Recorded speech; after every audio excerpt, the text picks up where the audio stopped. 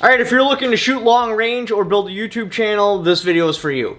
Today's class, if you're not familiar with how we're putting this together, I have a professional that's going to be teaching me how to basically shoot PRS.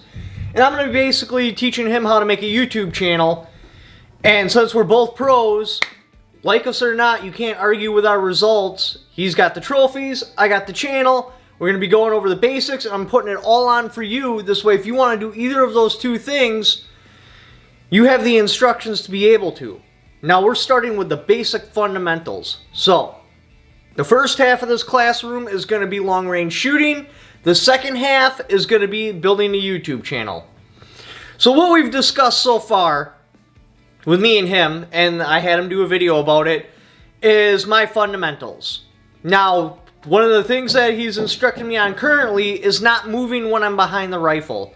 Yes, when we break our shots, like our recoil management is about the same, but it's in between the shots where I'm just wiggling around a lot. I'm going to make it really hard to get a consistent grouping. I think a lot of it has to do with two major things with me, which I need to work on. Is one, my sandbag, they really suck. I bought them for like 10 bucks and they settle while I'm shooting, so I'm constantly having to re-squeeze. My rifle's going up and down and I'm constantly having to adjust behind it.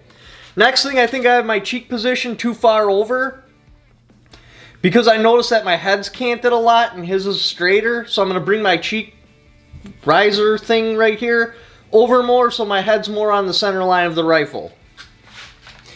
Now as you watch the footage, it's really telling when I play it in fast forward, so I'm going to play the clip.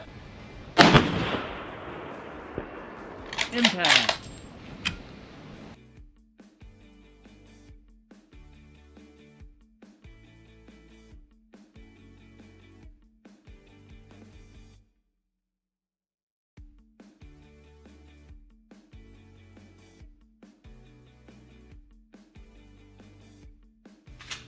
As you notice, like, again, our recoil management's about the same. We're getting about the same amount of movement when the firearm discharges. It's in between shots where I'm cutting my own throat.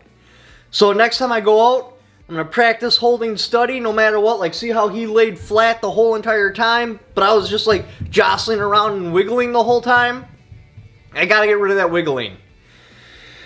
So I'm going to try that, and then the next one we're also going to do trigger control. Definitely check out his channel. Again, he's got the trophies to prove it. He knows what the hell he's talking about. So now for the next part of the classroom, let's talk about my instruction I gave him. So his first video, his big issue was lighting. When you're setting up your camera, you have your light source. We're going to draw a little sun there. It's a happy sun because you're making a YouTube video, so we're going to put a little smiley face on it. Then you got your camera. And then you. Again, we're making YouTube videos, so we're going to put a little smiley face on there.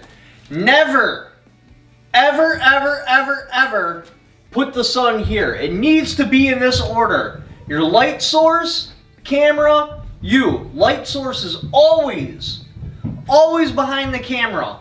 So the camera should always be in the lightest part. So let's say, in his particular example, he was in a carport. So it's a building right there. The building is darker than the outside. Where he screwed up is he put his camera in the carport, and then he was right here, and this was his light source. It should have been his light source, the camera, and then him in the carport. So that was the first major mistake he made. I already corrected him on that on his first video. Now let's go on to his second video. What's going on here? One, I told him there's two parts to a video, audio and visual. Yes, your cell phone has a badass camera on it here, and it will most definitely make videos. The problem with the cell phone is, especially when it gets cold, is battery life. So yeah, for a 3-minute, 5-minute video, your cell phone will work. It's more than capable. Just make sure you wipe off your lenses before you shoot, because they like to have fingerprints on them. But I was like, hey, go get a GoPro, because a GoPro is a lot better suited for what we do. And a GoPro, if the battery dies, you can just pop a new one in.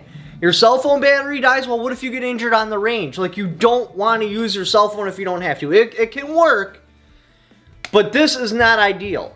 This is your 911 call. Like this you want in your pocket so, I don't know, maybe your RN50 explodes in your face. You can dial 911. You don't want this mounted on a tripod. Again, not to mention, you'll have battery issues. Like when I first started shooting, it was with a cell phone and the battery would die. And then I was screwed. With a GoPro, you can pop out the battery, put a new battery in, good to go. It's waterproof. Yes, your cell phone's also waterproof. I understand this. But it's better suited. And it shoots in a high enough frame rate, and you can shoot in different vision, like wide, linear, etc. So he wound up getting a GoPro Hero 8. I instructed him to get the mic mod, because that's all I use at the store when I'm at the range, is I just have a mic mod. The GoPro mic mod is good enough audio. So his audio is good, his visual is good, but where he screwed up was the framing when he was at his house. Like this is what his video looks like, and this is what it should look like. I was told, I don't know if it's true or not, that you should always take up 2/3 of your screen. Unless, of course, there's some crazy reason that you can't. Always take up 2/3 of your screen. He was just taking up the lower 1/3. If he would have framed it in better, it would have been good to go. I prefer to frame it in off of the camera because any work you do in editing takes a stupid amount of time. Like I do my videos in a single take. Yeah, lately you'll see a bunch of chopping, but that's just because YouTube demonetizes videos. So I have to chop sections out, figure out what they didn't like, stick it back together, and then re-upload it. But otherwise my videos are done in just a single take. I don't read off of the script or anything. I just talk out of my mind. Alright, so that was a problem. He did kind of screw up on lighting when it was on the truck, but there's nothing he can do about it. It's just because he had that chrome toolbox that was reflecting back into his lens and washing out his camera. Short of spray painting that bad boy black, there was nothing he could do about it, because he either had the sun on one side or the shiny toolbox on the other. No matter what, he would have been screwed. So that was taken care of. I also instructed him, remember, on average, a YouTube channel to build it takes 4 years. Where everybody fails is they're not willing to put the work into it, because what they imagine a YouTube career being and what it actually is two different things. There's a lot of work that goes into a YouTube channel. Now, there are exceptions that'll do it in 1 year. But you will need to expect to put 4 years of your time into your channel before it becomes self-sustaining. So that was about it for there. It was just framing and lighting that we worked on right now. Audio, I already talked about that.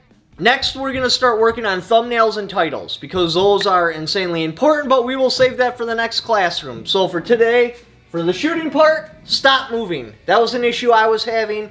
I need to handle that. I honestly don't think I can until I get a new sandbag, possibly a new bipod, just because of how I have to keep adjusting. But we're going to work on that. And for him, he needs to work on framing in his shots. Lighting, he's pretty much got down. There was that one incident where the chrome toolbox was right there, but not much you can do about that. And audio, he's got locked down. He's already got the camera. He is good to go. So I hope to catch you in the next classroom. If you'd like to help support the channel, got my Patreon right there. I also have affiliate links in the description down below. Just by clicking on those links, even if you don't purchase what that particular link is for, just clicking on it, and then doing the Amazon shopping you were already going to do anyway, a little kickback for it because you came there off my channel. Thank you for watching. Don't forget to subscribe.